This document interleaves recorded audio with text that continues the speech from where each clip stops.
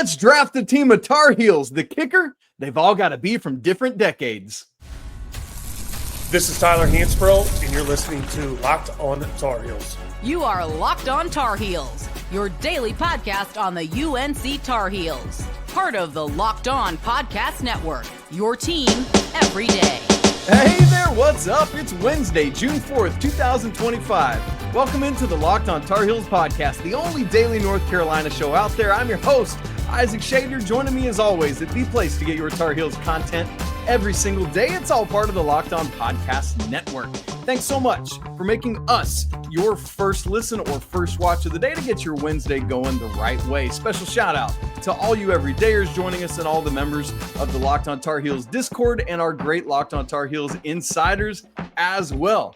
Oh man, special treat today. Joining us for the first time on the show, coming from the Zell Dome, is Mr. Lenzell Graham, the great host of the 94 Feet of UNC podcast. Folks, I hope you have checked it out.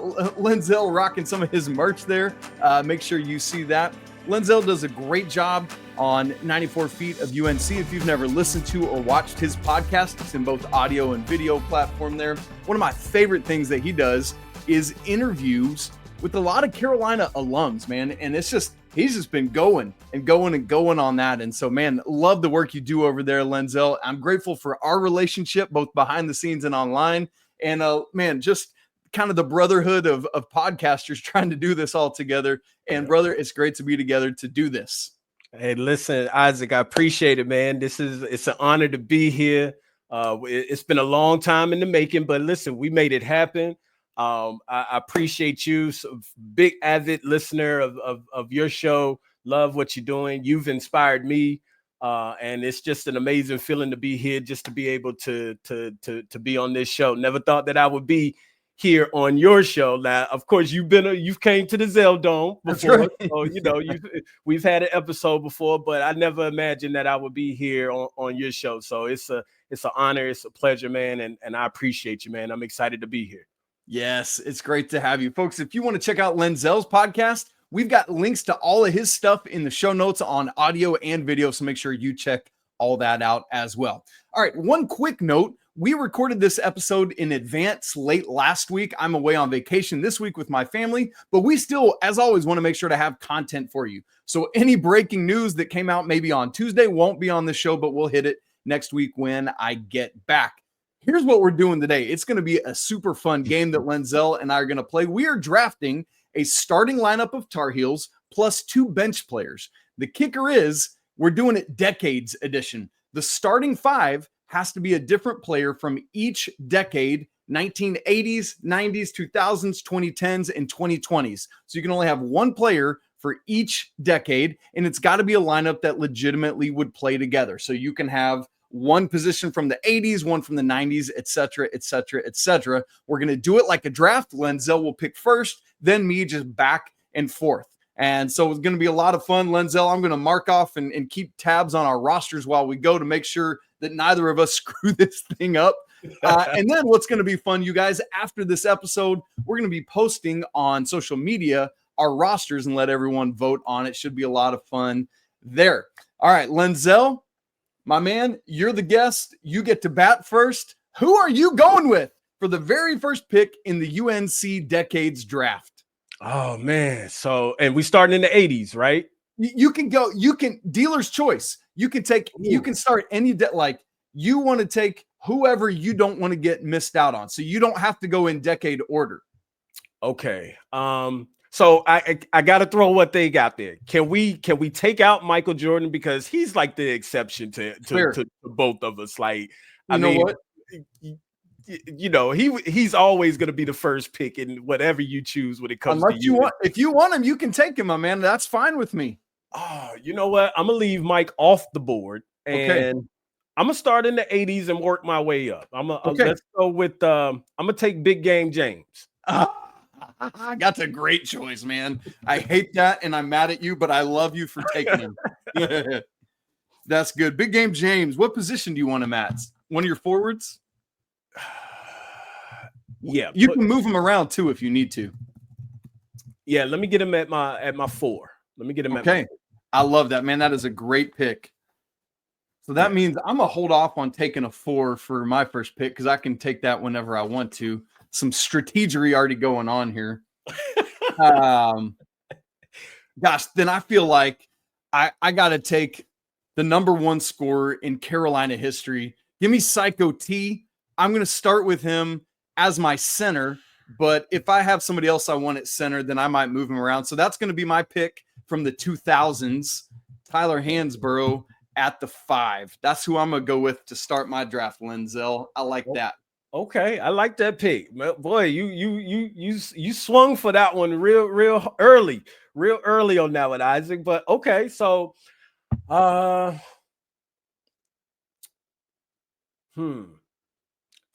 gonna go to my center. Okay. And give me Big May all day. Oh, that's a good call. Good call. So the 2000s is done already. Yeah. Neither of us can get anybody. So that means no Wayne Ellington, no Ty Lawson, no Joe Forte, no Felton, no McCants. Although we could get them in our bench spot. So all of those guys will open back up when we get to the bench in segment 3. Okay. So I've got 80s, 90s, 10s, and 20s left.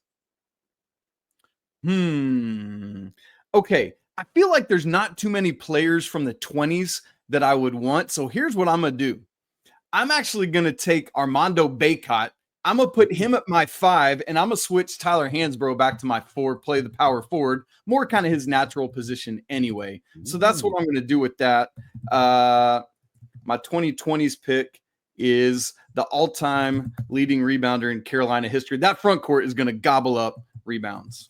Ooh, wow. That's big. That's big. That is there we big. Go.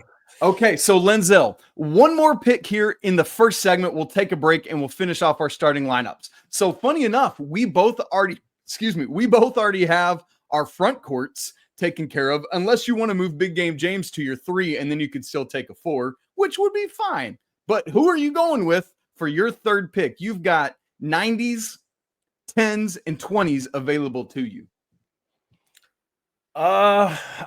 Okay. So let me get I'm going with my point guard. Let me get Raymond Felton. Oh, that's a good call. Ray Felton coming off the board. Wait a minute, he's in the 2000s. No, he's in the 2000s. You can't.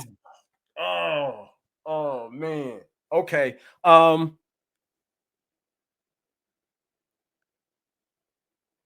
Give me Ed Cota. I was gonna say yes. That's a great play there. Let Ed Cota set the table for everybody. Get a bunch of scores around him. That's gonna be great. That's your pick from the 90s. Man, that's really good. Okay, so folks, let me reset what we got so far.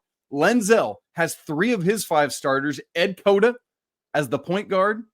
Nobody at shooting guard yet. James Worthy set at the 4. That's the 80s pick, but he could swing to the 3 if necessary. And then Big May all day, the 2000s pick. So Lenzell has a pick left from the 10s and the 20s for filling out the rest of his backcourt and wing. I need a point guard, a shooting guard, and a small forward. And I've got the 80s, the 90s, and the 10s available to me. And so that's where we're going to go. After the break, we're going to get back and we're going to make the rest of our picks. All coming up in just a second. Right after I tell you about FanDuel, the NBA playoffs are in full swing. We're into the NBA Finals at this point, and every night delivers highlight-worthy performances, major momentum shifts, and can't-miss moments. So whether it's a game-winning shot, a breakout player, there's never been a better time to get in on the action. FanDuel makes it easy to stay a game before tip-off and live. With player props, performance trends, and same-game parlays, fans like you have more ways than ever to play smart and to win big. Hey, Lenzell, how about some national championship odds ahead of next season? You ready for this? Okay. Purdue, Houston, and that school down the road in Durham have the best odds at plus 1,100. How you feel about that with the Dukies up there at the top?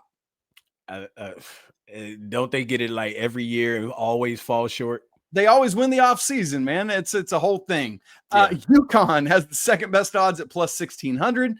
And then Florida, Louisville, Michigan, Kansas, and St. John's at plus 1,700. Lenzell, you got to go all the way down to plus 4,000 before you find our Tar Heels. That seems like some good bonus there. Yeah, I mean, it definitely could be. So, folks, if you believe in the Tar Heels, you think they got what it takes, man, get in on that. If you're new to FanDuel, now's the perfect time to sign up. Head on over to FanDuel.com and place your first $5 bet. If it wins, you're going to get $200 in bonus bets. So go ahead, make every moment more with FanDuel, official sports betting partner of the NBA. Isaac Schade, Lenzell Graham here with you. Lenzell, the great host of 94 Feet of UNC podcast. Make sure you check it out. We're doing a decades roster draft today. And right now we're filling out our starting five. Lenzell's got 3. I've got 2. So I've got the next pick here. I need a point guard, a shooting guard, and a small forward. And I've got the 80s, 90s, and 10s all available to me. We kind of said that we're going to take MJ off the table for this thing. And so there's that. You can go ahead and know it. I'm going to go to the 90s, and I'm going to take Vince Carter, as my shooting guard. And depending on who else I get, I might swing him to my small forward as well. But for now, VC from the 90s into my 2 spot. Lenzell, I like it. I like the pick. And now, my friend, it's back to you. You've got the 2010s and 2020s available to you. Oh, man. Oh, man. Oh. 2010s. We got so many players. I know the 2010s is my biggest. Like, I made a little pool from each decade, and my 2010s is pretty full of a lot of opportunities. You might have to read some names off because I'm having a hard time remembering. Here's just some highlights from the 2010s. You got Tyler Zeller, Marcus Page, Bryce Johnson, Harrison Barnes, Reggie Bullock, Kennedy Johnson, Justin Jackson, JB2, Cam Johnson. That's just a couple for you. Okay. All right. So 2010, let me get Harrison Barnes. Oh, nice. I like that. You want him at your small forward? Yeah, I'll take him at my 3. Man, that's a great pick. I think that's who I was going to go with next. So that's a good steal right out from under me, man. I'm both mad at you and proud of you all at the same time. Okay, so you got one more pick left. It's going to have to come from your 2020s. So just be thinking on that. It could be probably a shooting guard is what you're looking at. I think I know who you might want to go to for that from the 2020s. Okay.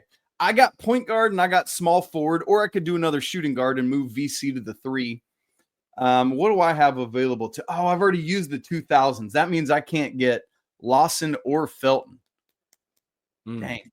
I got the 2010s and the 80s, right? Yes. So in the 10s, man, I think I might take either JB2 or Marcus as my point guard here.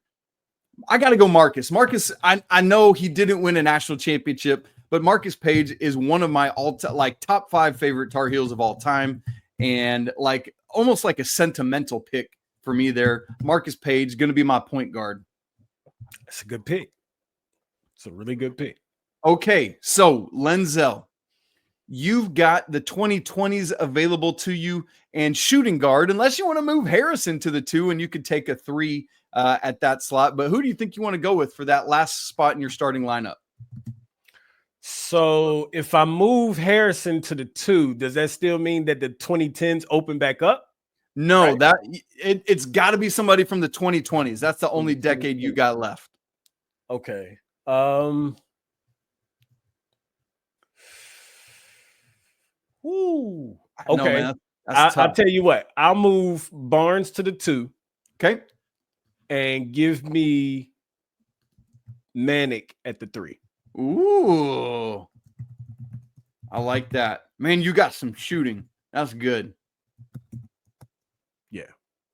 Man, that's going to be a big team. Manic at the 3, Worthy at the 4, Big May at the 5. Good grief, dude.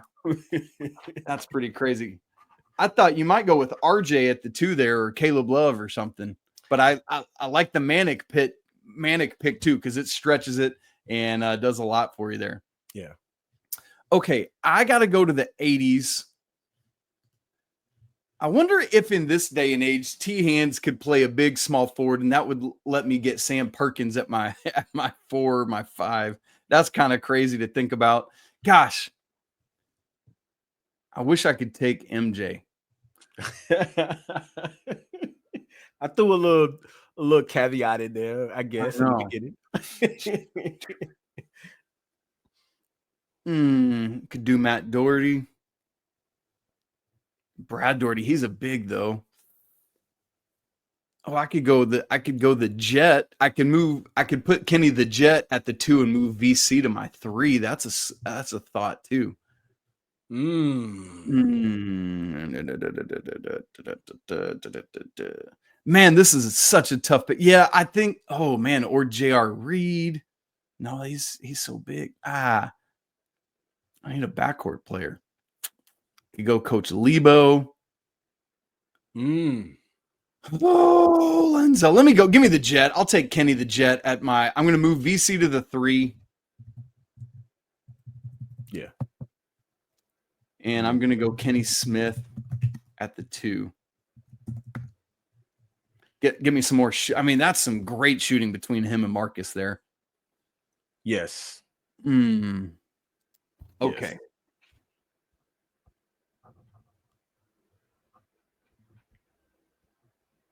Okay, so we've got our starting 5 all accomplished here, Lenzell. So for you, starting 5, Ed Cota is your 90s pick, Harrison Barnes, the 2010s, Brady Manick, the 20s, Big Game James in the 80s as your 4, and Big May All Day as your 5 from the 2000s. Man, I like that lineup. I got Marcus Page from the 2010s, Kenny Smith from the 80s, VC from the 90s, T-Hands from the 2000s, and Armando Bacot from the 2020s. Lenzell, what do you like about your starting 5 there? So I like the fact that we're not super quick, but I do like the fact that you got a really good post presence with Big Game James and Big May. You got James who can also step out. He could be the stretch 4. Yeah. You also got Manick on the other side. You know, you can throw it on the other side of the court, and Manick can also stretch the floor. Then you got Harrison Barnes, who's just a pure shooter, and Ed Cota, who's just gonna distribute the ball amazingly. I'm thinking about that pick and roll game with both Sean May and James Worthy. Like either one of those is devastating, dude. That's a lot. Yeah. Ooh. Yeah. So that's what I like about my team. Again, we're not super fast or anything like that, but you got a lot of shooting and you got rebounding, and I mean, you just got players. Your biggest advantage that you have will be at the 3, for sure. I was gonna say, I think Vince would run circles around Brady there for sure. Yeah. Man, for sure. Yeah, and because my team's not terribly athletic either outside of VC, right? Like Mondo and T-Hands are more below the rim bigs. And Marcus isn't necessarily like, if I had it, somebody else as my point guard, we might be a little bit faster and things like that. So I think what's interesting about looking at that is it helps both of us think about what we need to do with our bench spots. And so that's going to be interesting here as we get into picking those. And so Lenzell, that's where we got to go next. Let's fill out these rosters, 2 bench spots each, and we're going to see the decades are all open back up. I'll explain how we're going to do that in just a second.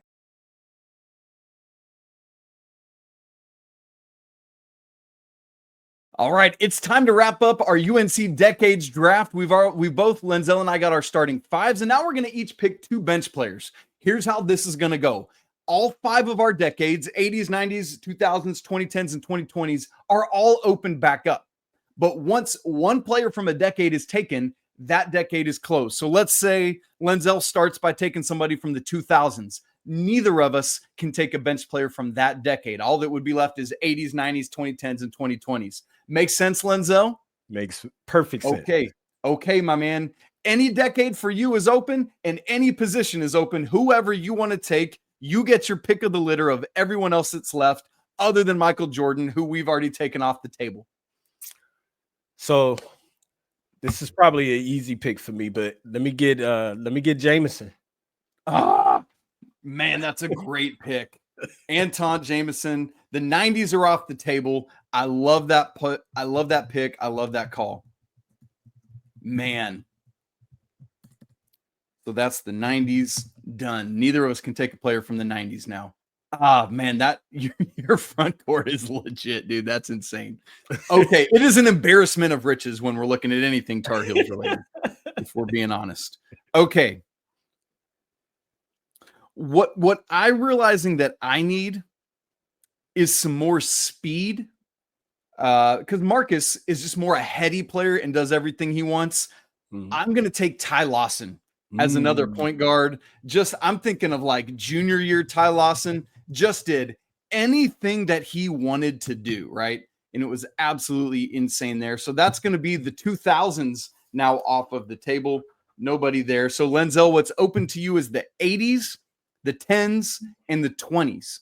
And you can go any position you want.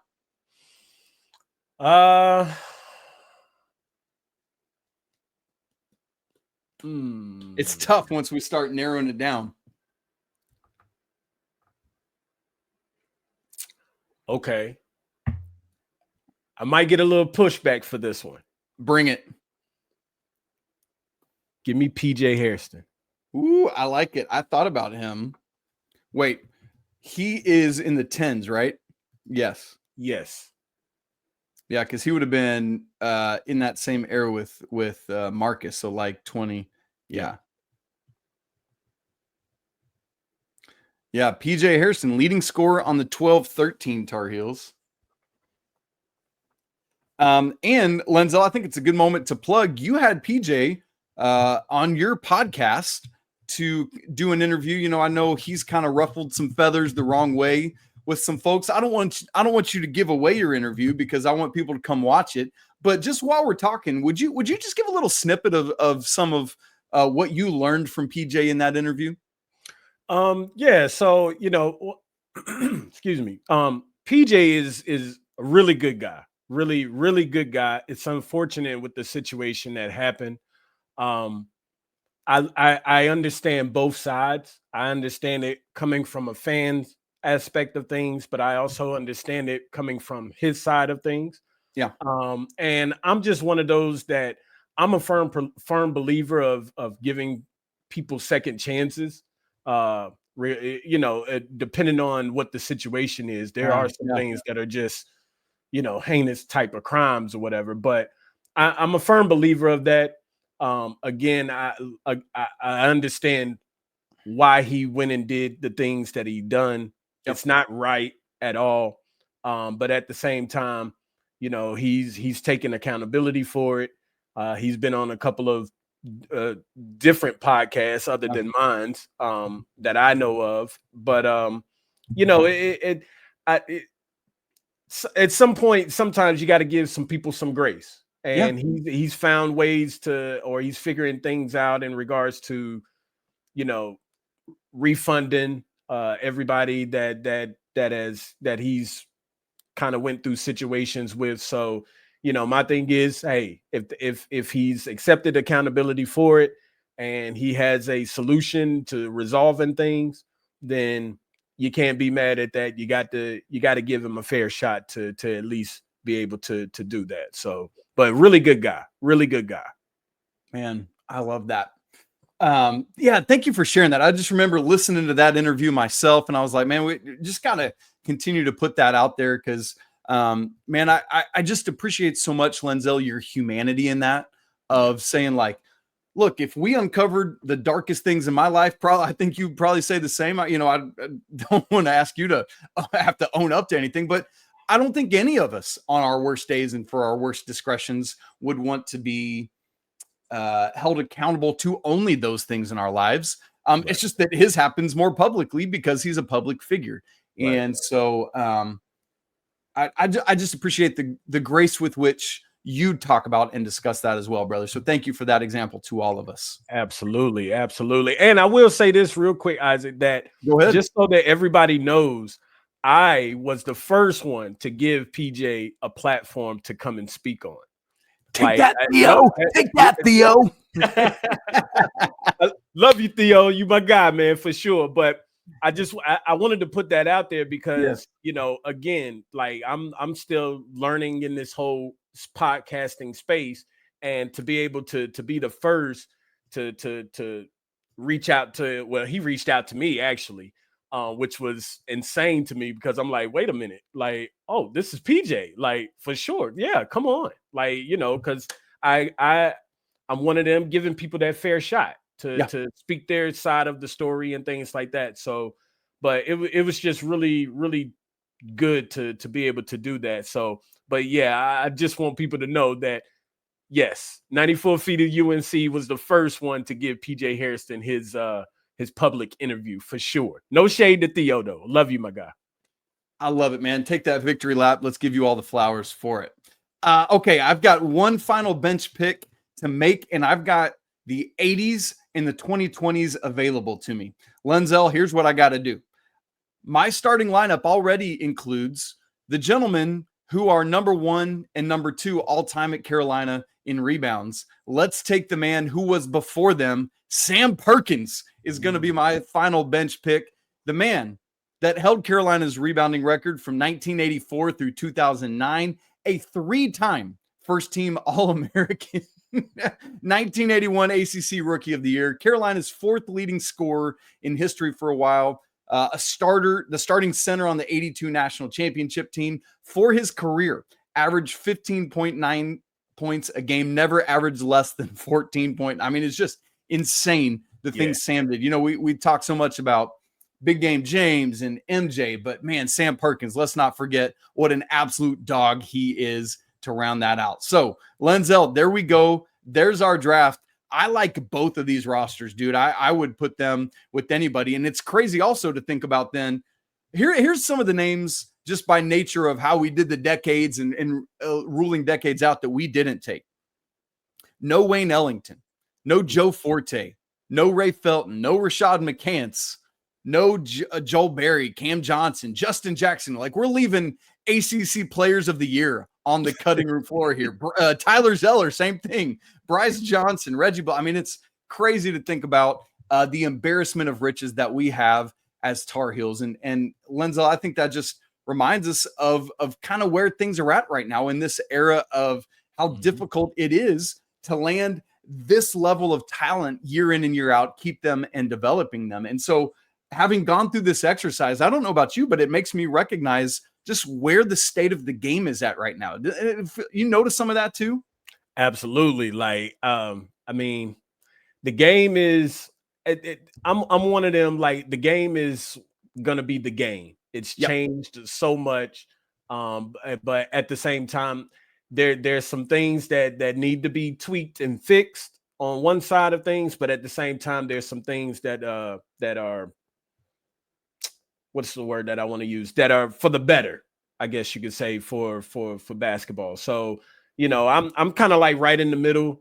As you are, I'm still adapting, just like all of us are during this time versus, back in the 90s and in the 2000s and things like that. So, it's all about adjustments, and we got to adjust to the modern day era, and that's just what it is. But there are some things that need to be tweaked for sure.